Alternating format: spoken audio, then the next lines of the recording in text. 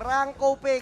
Ito yung sinasabi natin, hindi natin pwede tanggalin sa discussion to eh. Tapos may Clint sila for the physical damage na kailangan nila ditong pang-suporta. Dahil nga more on the magic damage na nga yung first 3 hero picks na kinuha nila. For Omega naman, medyo similar pa din doon sa lineup nila from Game 1. There goes the Masha plus the Grok. Parang same pa rin yung thought. Mas scaling lang yung heroes nila. Tapos Tams pa rin ang magiging jungle nila. So pinalitan lang yung dalawang heroes dito from the side of Omega. Friday night dito sa ating bakbakan. Let's go! Let's go na talaga.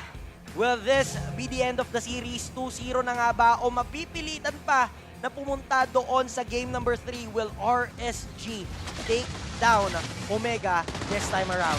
As expected for RSG, maagang iikot ngayon si Light at para ma-enable din ang gold lane, it's Omega and RSG.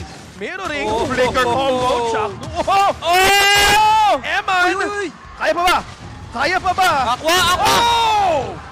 Yun lang, hindi nila dito naisip na pwedeng bumisita si Aqua ng ganun kaaga. Dito magkaroon ng turtle dance. Nats dito nagsusustain at the hook connects. Hindi magiging immune dito si Jackpot kung hahatakit pa siya. May Renjo sa follow-up likod, damage Renjo. na talaga. Kaso nga lang si Renjo dito babawi din. Ngayon si Ayun Jackpot na, nagpapantime na lang. Si Nats sinahabol siya. Pero habang nangyayari yun, pagkuha ng kill ni Nats, balik siya dito sa gitna. Habulin pa nila si Renjo. Nananahina ng daan si Demon Kite.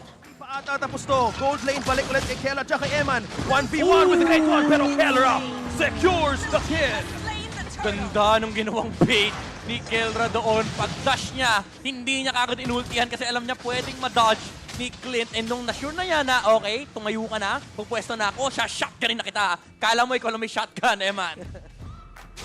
Demon Kite is taking the neutral Diretso lang objective mag-isa. for RSG. Bottom lane! Ganda ng hook dito ni Light at mukhang mapapatumba pa nga si Kelra. Malaking factor to para sa side ng Omega kasi yung gold laner nila mababawasan ng chance upang mag-scale up. To pop up the damage. Uy, Pero top lane si Renjo mag-isa. 5 laban sa isa, naku po! Under the turret, pinasok nila ito at mukhang Grabe. mahihirapan si Renjo. May Falling Star Moon pa, nabibitawan din si Nats. Nakapag-buy siya ng time, ngunit hindi siya magtatagumpay. You never leave a Beatrix Yun yung alone in bot this lane. lane. Yung Pero bot lane yun si na nga yung Kelra. sinasabi ko, yung Beatrix sa bottom lane, iniwan ng RSG. Now, Omega, they just want to sustain this fight versus RSG. Medyo napapasobra yung aggression na binibigay ng Raiders, pero ang problema, wala silang nakuhang kapalit. Omega is playing a different card right now. Ito we're just approaching 7 minutes. Isang tore na lang naiiwan sa bottom lane ng RSG. It's Omega diverting now the minds of RSG. They're sacrificing one pero they're also winning kung paano i-activate dito si Kelra. Oh, so far, yung mga setup ni Chuck Moon, parang nape-predict ng RSG at nababasan na. Kaso nga lang si Etomax ang kukunin, Falling Star Moon paired up with Iron Hook. Kuha pa rin talaga ni Light at ngayon si Renjo mapipilitang umatras. Kaso andito na si Chuck Mamba para doon sa untog. Habang si Kelra ay nasa likuran, may enable siya na magbigay ng damage. But that will be a trade. Tatlo palit sa isa.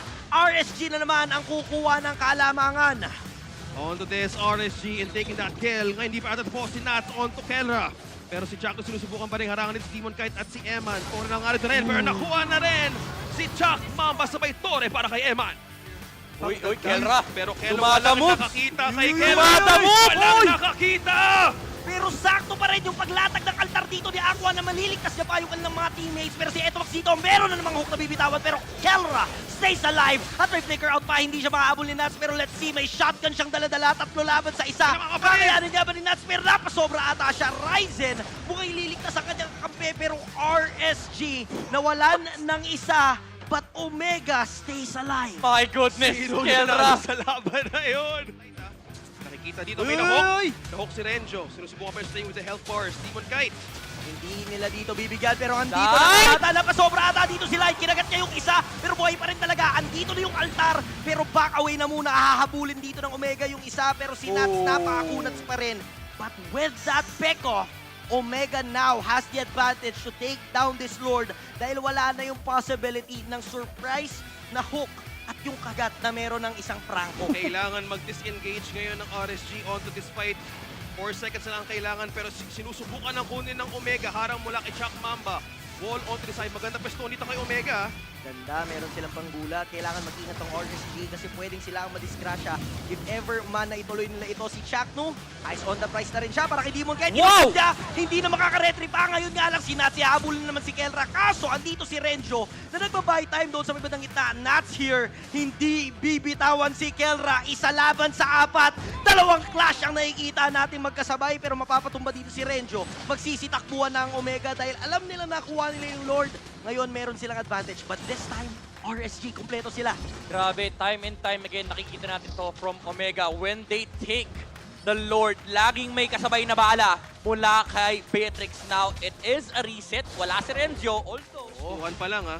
Medyo na kinokontrol ngayon ng Omega. ito na yung Grok reset. Yung barrier na yan. Typical of Grok players, especially the ultimate Grok players, no? Sila Chuck Mamba. Pero again, as you said, OSX, this is the battle of positioning. It's not about the Lord anymore. Uy, Uy, nag-ultimate kagad! Nag-ultimate mukhang papalaga nila, pero with this kind of ultimate, mukhang kukuha sila ng isa, hindi Pangit to? pwedeng sayangin lang. Kaso nga lang, mananakap yung tatlo. Ngayon may follow-up na from the side of Omega. Eman dito, nasa backline lang, pero Kelra? unti-unti silang iniisa-isa. Ngayon Omega pa ang malulugi, pero mukhang mabubuhay pa nga Oh, siya. Eman! But that is a kill. RSG pa rin ang lalamang. This time around, Aqua is still alive at mukhang tinutulungan niya pa yung kanyang mga kampi. Regio na lang natitira. Pero yung showstopper, siyang masastop ngayon dahil tatlo ang kalaban niya. Clean wipeout for RSG. Naka-sniper yan ha. Uy, shotgun! Sila- Naku! Nagkamali dito ng ikot si Light at ngayon hahabulin ni Renjo. Eman is low and that is a free Lord for Omega. Chakdo will have been Laker. Misog na naman. Hindi nag-miss dahil tatlo. Mawawala posibleng maging 4 at yung Omega ngayon ay magwawala na. But here comes the altar. Mabubuhay pa ang isa. But Aqua goes down. Falling Star muna on point mula kay Nats. Kaso yung shotgun na naman ni Kelra ang uubos sa Even kanila. Buhay Speed bomb! ang Omega! Kaso nga lang, Aqua na nga ata. Masakit yan, Ang masakit yan. makitira, tatlo Teka lang. laban sa isa, kakayanin nga ba? Pero balik buhay para kay Ryzen! Wipe out na naman! Pero this time, RSG na ang nabaliktad! 16 minutes, now it's 19! Omega timers are back on track! Smart Omega! Fantastic outplay by Kelra na natanggal niya kagad yung Franco and now they've gotten the Lord. 4 heroes are out for RSG. Malapit na sila mag-respawn pero wala na naman si Light! Nako po, binigay niya na lang ang kanyang buhay, but Omega takes the series! Day 1 redemption ng Smart Omega kasama ang Barangay laban sa RSG.